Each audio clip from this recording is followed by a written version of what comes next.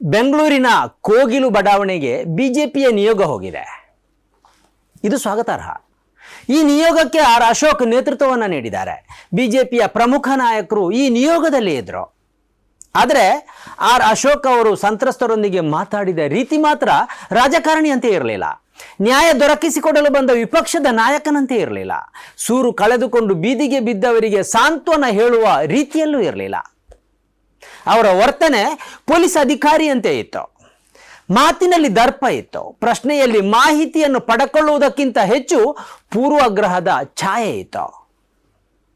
ಯಾಕಂದ್ರೆ ಅವರ ಎದುರಿಗೆ ಇದ್ದದ್ದು ಬುರ್ಖಾಧಾರಿ ಮಹಿಳೆಯರು. ಇಲ್ಲಿಗೆ ಬರಬೇಕು ಅಂತ ಹೇಳ್ತಾರೆ, ಜಾಗ ಇದೆ ಅಂತ. ಜಾಗ ಎಲ್ಲಿದೆ ಅಂತ ಏನಪ್ಪ ನಿಮ್ಮಲ್ಲಿ ಮೊದಲು 15 ವರ್ಷ ಇದ್ದೀರಿ ಅಂತಲ್ಲ.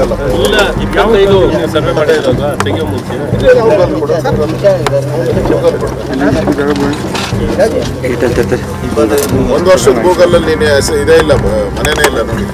15 ವರ್ಷ ಇಲ್ಲಿ. ನಿಮ್ಮ ಬೆಂಬಲದಿಂದಲೇ ನಾವು ಈ ಹಂತಕ್ಕೆ ಬೆಳೆದಿದ್ದೇವೆ. ನಮಗೆ ಇನ್ನಷ್ಟು ಬೆಳಿಬೇಕಾಗಿದೆ, ಇನ್ನಷ್ಟು ಸತ್ಯ ಸುದ್ದಿಯನ್ನ ನಿಮ್ಮ ಜೊತೆ ಹಂಚಿಕೊಳ್ಳಬೇಕಾಗಿದೆ. ಆದ್ದರಿಂದ ಸನ್ಮಾರ್ಗ ನ್ಯೂಸ್ ಚಾನೆಲ್ ಅನ್ನು ಸಬ್ಸ್ಕ್ರೈಬ್ ಮಾಡುವ ಮೂಲಕ ಮತ್ತು ಸನ್ಮಾರ್ಗ ನ್ಯೂಸ್ ಚಾನೆಲ್ನ ಎಲ್ಲ ಕಾರ್ಯಕ್ರಮವನ್ನು ನಿಮ್ಮವರು, ನಿಮ್ಮ ಕುಟುಂಬಿಕರು ಮತ್ತು ಗೆಳೆಯರೊಂದಿಗೆ ಹಂಚಿಕೊಂಡು ಅವರಲ್ಲೂ ಸಬ್ಸ್ಕ್ರೈಬ್ ಮಾಡುವಂತೆ ವಿನಂತಿಸುವ ಮೂಲಕ ನಮ್ಮನ್ನು ಬೆಂಬಲಿಸಿ. ವೀಕ್ಷಕರೇ, ಇದು ಎಡಿಟರ್ಸ್ ಪೆಕ್. ನಿನ್ನ ವಯಸ್ಸೆಷ್ಟು? ಇಲ್ಲಿಗೆ ಬಂದು ಎಷ್ಟು ವರ್ಷ ಆಯಿತು?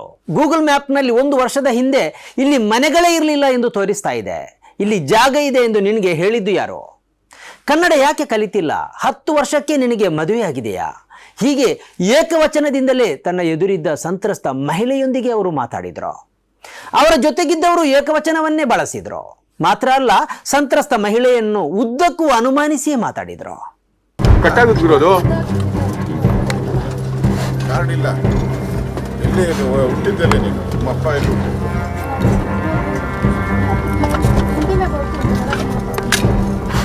ಬರ್ತದ ಬಾಂಗ್ಲಾ ಭಾಷೆ, ಉರ್ದು ಮಾತಾಡ.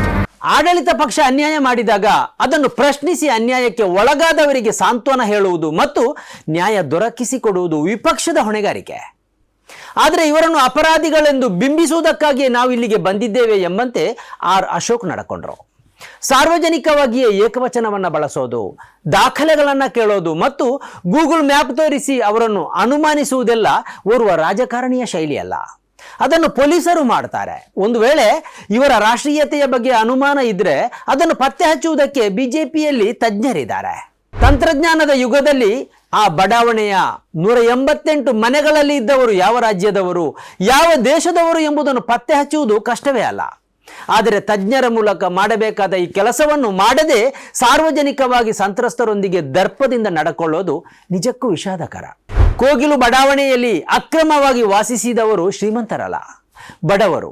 ಶ್ರೀಮಂತರು ದೊಡ್ಡ ದೊಡ್ಡ ಸರ್ಕಾರಿ ಜಮೀನನ್ನೇ ಒತ್ತುವರಿ ಮಾಡಿಕೊಂಡು ಆರಾಮವಾಗಿರುವಾಗ ಬಡವರನ್ನು ತುಚ್ಛರಂತೆ ಮತ್ತು ಮಹಾನ್ ಅಪರಾಧಿಗಳಂತೆ ಬೆನ್ನಟ್ಟುವುದು ಸರಿಯಲ್ಲ. ಇವರು ತಪ್ಪು ಮಾಡಿರುವುದನ್ನು ಸರ್ಕಾರವೇ ಒಪ್ಪಿಕೊಂಡಿದೆ. ಇವರಲ್ಲಿ ವಿದೇಶಿಯರು ಇದ್ದಾರೆಂಬುದು ಬಿಜೆಪಿಯ ಅನುಮಾನ ಎಂದಾದರೆ ಅದನ್ನದು ಪತ್ತೆ ಹಚ್ಚಲಿ, ತನಿಖೆಗಾಗಿ ಎನ್ಐಗೆ ವಹಿಸಲಿ. ಆದರೆ ಬಡವರನ್ನು ತುಚ್ಛವಾಗಿ ಕಾಣಬೇಡಿ. ಅವರ ಧರ್ಮದ ಕಾರಣಕ್ಕಾಗಿ ಅನಾಗರಿಕರಂತೆ ಬಿಂಬಿಸಬೇಡಿ. ಬಡವರು ಸೂಟು ಬೂಟು ಟೈ ಕೋಟು ಧರಿಸಿಕೊಂಡು ನಡೆದಾಡುವ ಸಾಮರ್ಥ್ಯ ಇಲ್ಲದವರು. ಇಲ್ಲದಿದ್ರೆ ಆ ಕಲ್ಲು ಕ್ವಾರಿಯಲ್ಲಿ ಅವರು ಮನೆ ಮಾಡಿ ಇರ್ತಾನೆ ಇರಲಿಲ್ಲ.